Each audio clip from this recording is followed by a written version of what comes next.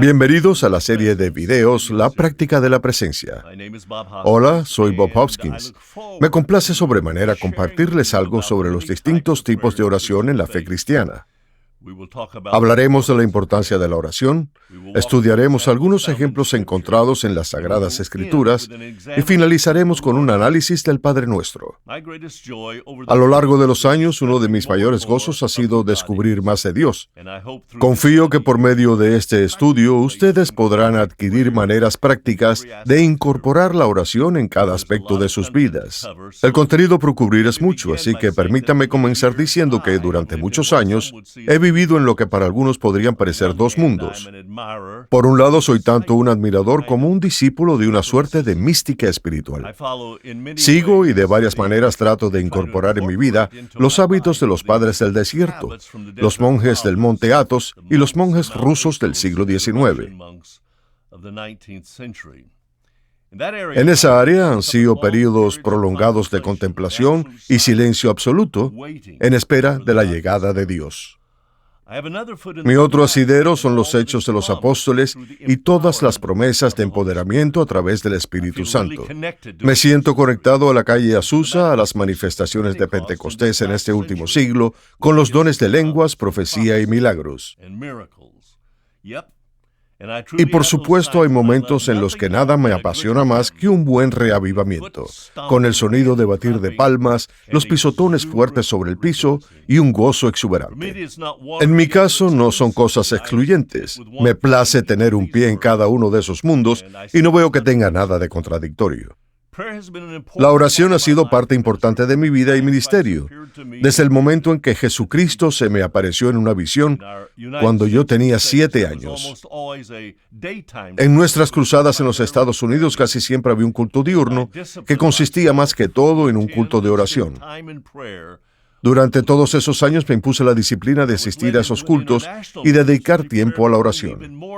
Cuando fui guiado a ejercer un ministerio internacional, la oración se volvió algo todavía más vital, por cuanto yo dependía totalmente de los milagros en vista de que mi vida se guiaba por la fe. Tengan la seguridad de que al vivir y trabajar en el tumulto de lo que es el Medio Oriente, la oración fue, de nuevo, un elemento vital de nuestra vida y nuestro ministerio. Podría testimoniarles durante horas de todas esas fases de nuestra vida, de cómo Dios nos escuchó y nos dio respuestas. En verdad, de no ser por la oración, no estaría hoy aquí. Hace casi 40 años que supe por primera vez de la espiritualidad que practicaban los padres del desierto, a quienes los llaman padres del yermo. También hubo, por supuesto, madres del desierto. Mi guía en esas exploraciones iniciales fue Carlo Carretto. Su experiencia y los libros que escribió a raíz de esas experiencias me encaminaron en mi recorrido. Leí más sobre la vida y los escritos de las comunidades del yermo, y de ahí pasé a los escritos del Pathos y luego al estudio de los místicos rusos del siglo XIX. Eso me llevó a autores como Henry Nouwen, Thomas Merton, y al concepto de practicar la presencia de Dios. Mi plan inicial para avanzar provino de los escritos del hermano Lawrence, al igual que de los de Madame Guyon y Frank Laubach. A la fecha, este ha sido un viaje de muchos años, con altibajos, éxitos y fracasos. Pero a medida que me aproximo al final de mis días, me parece que una de las cosas más valiosas que tengo para ofrecer es compartir algo de ese recorrido y desafiarles, si es que no han emprendido aún ese viaje, a que sopesen iniciarlo. La vida de Jesucristo fue, por supuesto, una de oración. Leemos en Marcos 1:35, levantándose muy de mañana cuando todavía estaba oscuro, Jesús salió y se fue a un lugar solitario y ahí oraba. Y Mateo 14:23 dice, después de despedir a la multitud, subió al monte a solas para orar, y al anochecer estaba ahí solo. Lucas, en el capítulo 22, añade, y saliendo se encaminó como de costumbre hacia el monte de los olivos, y los discípulos también le siguieron. Cuando llegó al lugar les dijo, orad para que no entréis en tentación. Y se apartó de ellos como a un tiro de piedra, y poniéndose de rodillas oraba. En Lucas hay 7 pasajes en los que se registra que Jesucristo oraba. En Lucas, capítulo 3, versículo 21, fue por una dedicación. En Lucas 15:16 fue en un momento de aclamación.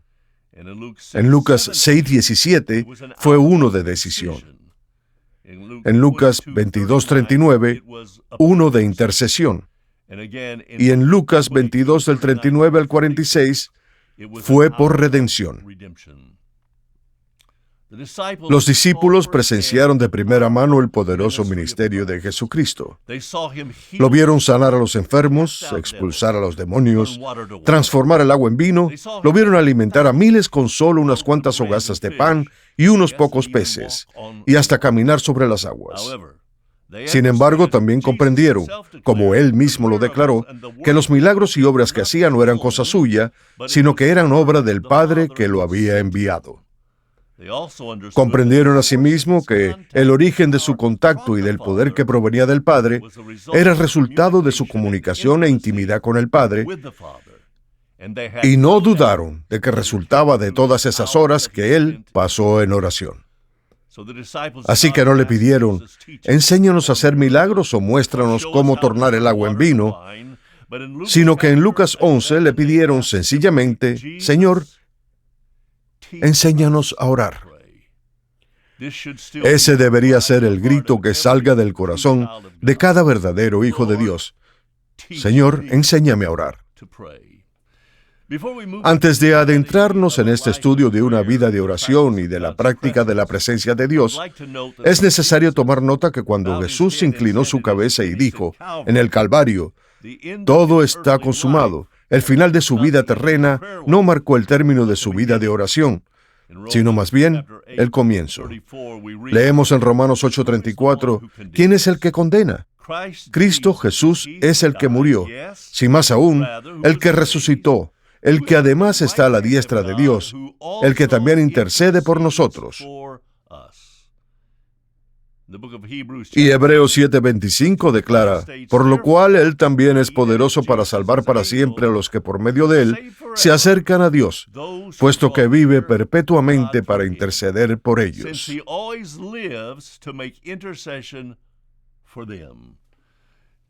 Jesús nos dijo que Él se marcharía a fin de que el Espíritu viniese a morar en nosotros, pero yo creo que Él también se fue al salón del trono para interceder por nosotros.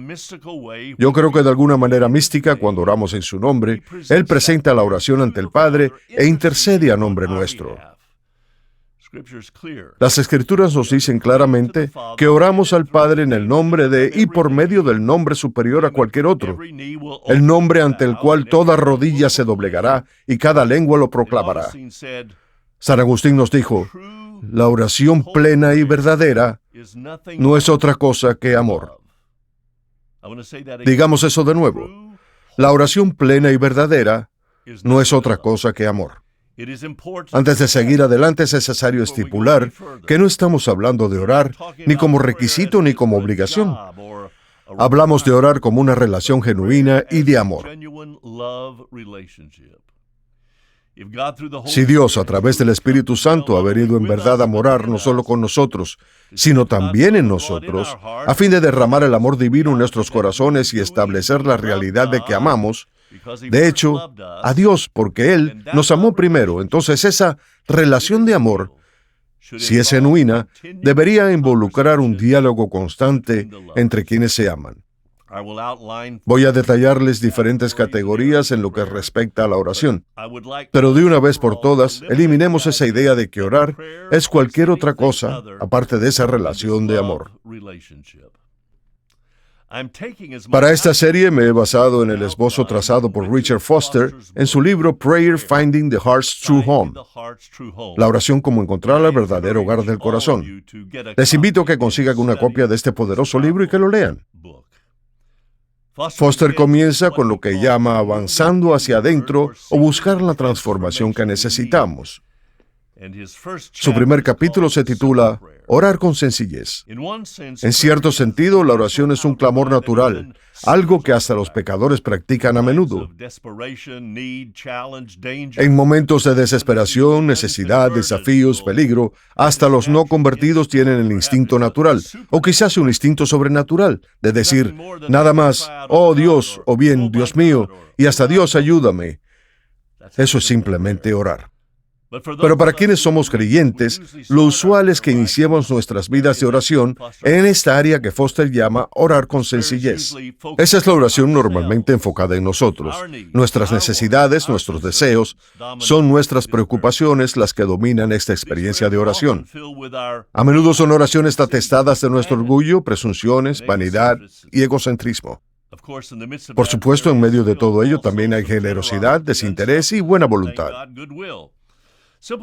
Orar con sencillez es también la expresión más frecuente de oración en la Biblia. No es ni elevada ni magnánima.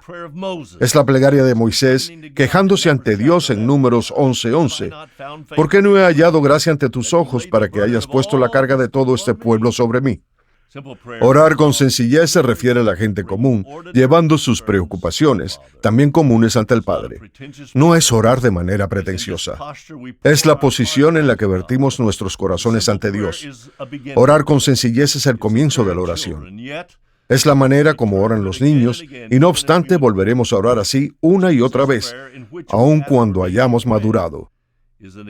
El Padre Nuestro, en el cual pedimos el pan de cada día, es un ejemplo, y jamás abandonamos ese tipo de oración, como tampoco abandonamos la necesidad. La única forma en la cual avanzamos más allá de la oración enfocada en nosotros, si es que lo hacemos, es a través de ella, no desviándonos de ella. Al comenzar, al orar con sencillez, somos claramente el sujeto en el centro de nuestras plegarias. Pero según los tiempos de Dios y mediante su gracia, una transformación puede plasmarse en nuestros corazones, y a veces gradualmente y hasta de manera imperceptible, hay un cambio en nuestro centro de gravedad.